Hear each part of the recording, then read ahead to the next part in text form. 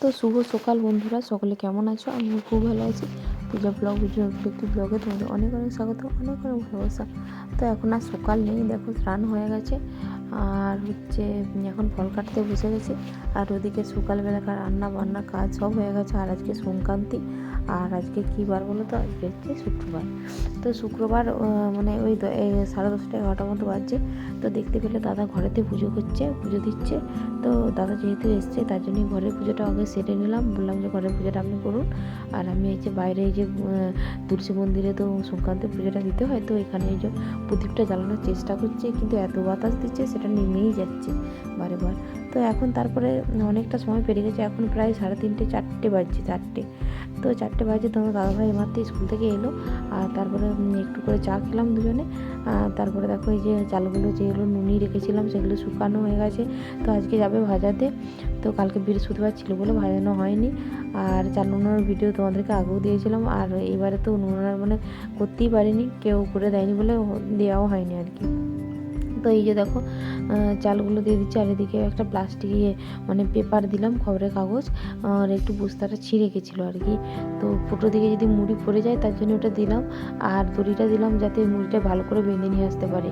তারপরে ও চলে গেলো চালগুলো ভাজাতে। আর আমরা তো বাঁকুড়া জেলায় বাস করি, মানে আমাদের মুড়িটা একদমই ভীষণই প্রিয় জিনিস। আর মুড়িটা যদি অত কষ্ট করে শুকোনোর পরেও যদি মুড়িটা না হয় তো খুবই মন খারাপ করে। তো এদিকে দেখো আমি গাছে জল দিচ্ছি। আগের দিনে দেখেছিলে যে মাল দিয়েছিলাম গাছেতে, তো মালগুলো হচ্ছে যে দিয়েছিলাম, তো কালকে জল দেওয়া হয়নি, তাই মাটিটা করে ঢাকা দিয়ে দিয়েছিলাম। আজকে বিকেলবেলা জল দিলাম। আর দেখো তোমার দাদাভাই এসে গেছে, আমি যাচ্ছি আর কি। আর দেখো 2 বস্তা মুড়ি হয়ে গেছে। তো আমার 12 কেজি চালে কত মুড়ি হয়েছে দেখাচ্ছে। আর 1.5 কেজি মতো চাল সবসময়ের জন্যই মানে উড়ে যায় আর কি। চালটা ধোয়ার পরে 1.5 কেজি মতো চাল কমে যায়। তো সেটা আমার মানে সব সময়ের জন্যই হয়। তো কোনোবারই যতবার মানে যত মুড়ি চাল দিয়েছি ততটা কিন্তু আমার মুড়ি হয় না, ওই 1 কেজির মতো মুড়ি আমার কমে যায়। তো এদিকে দেখো এই যে মনে হচ্ছে ভালোই মুড়ি হয়েছে, যখন তোমাদেরকেও দেখাবো আর আমিও দেখবো। তো আমি ওকে জিজ্ঞেস করছিলাম যে কেমন মুড়ি হয়েছে, বলছে হ্যাঁ ভালো মুড়ি হয়েছে, দারুণ হয়েছে, একদম সাদা ফুলের মতো মুড়ি হয়েছে। তো চলো চোখে না দেখে তো বিশ্বাস করা যাবে না, দেখি আগে। আর মাঝে মাঝে তোমার দাদাভাই আমাদেরকে ঠোকায় যে এই মুড়িটাকে দেখো বিশাল হয়েছে, করে দেখি যে ভালো হয়নি মুড়িটা। তো এরকম জিনিস মানে কমই হয়েছে, 1বার কি 2বার হয়েছে যে মুড়িটা আমার ভালো হয়নি। যে কাজটা আমি করি সে কাজটা দেখো আমি ভালো করেই পরিশ্রম, মানে পুরো পরিশ্রমটা লাগিয়েই চেষ্টা করি যাতে সেই জিনিসটা ভালো হয়। আর তারপরে দেখো এই যে মুড়ির বস্তাগুলো আমি ঘরকে নিয়ে চলে গেলাম।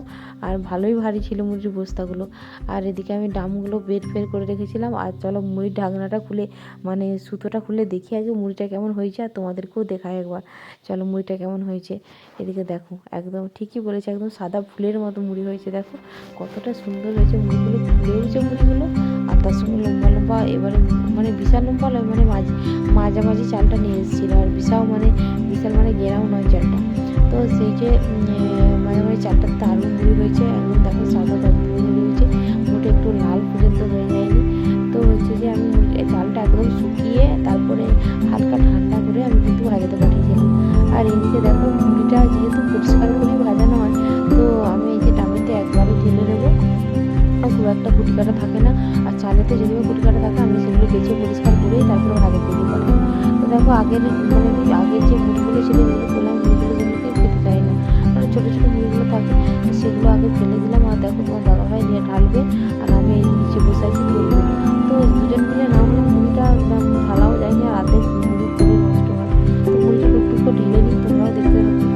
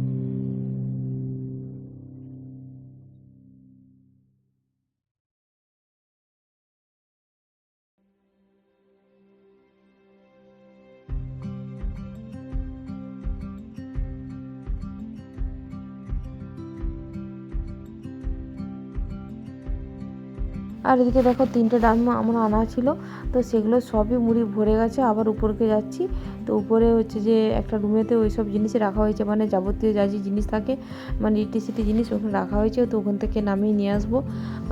তো তারপরে দেখা যাক কটা মুড়ি হয় আন্দাজ।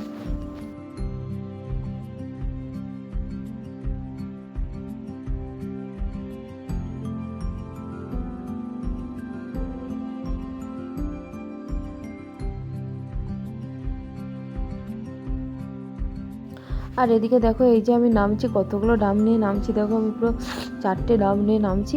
আর এই ডাম, আমুলের এই ডামগুলোতে মুড়ি রাখলে না, মুড়ি অনেক দিন পর্যন্ত ভালো থাকে। তুমি যত মুড়ি ভাজিয়ে এনে রেখে দেবে, তোমার কোনো প্রবলেমই হবে না। কিন্তু টিনে যদি মুড়ি রাখো, তাহলে সেই মুড়ি মানে 1 মাসের মধ্যে কেমন গুমো গন্ধ হয়ে যায়, আর সেই মুড়িটা তুমি খেতেও পারবে না। তো এদিকে দেখো এই যে এতগুলো ডাম, এই যে দেখো ভরে গেছে সব ডামগুলোই। এই যে তোমার দাদাভাই উপরে রাখতে যাচ্ছে, ও রেখে। আর দেখো ভিডিওটা এখানেই শেষ করছি। আর ঈশান নিয়ে আছে ফুচকা, তো ফুচকা খেয়ে নেবো। টাটা।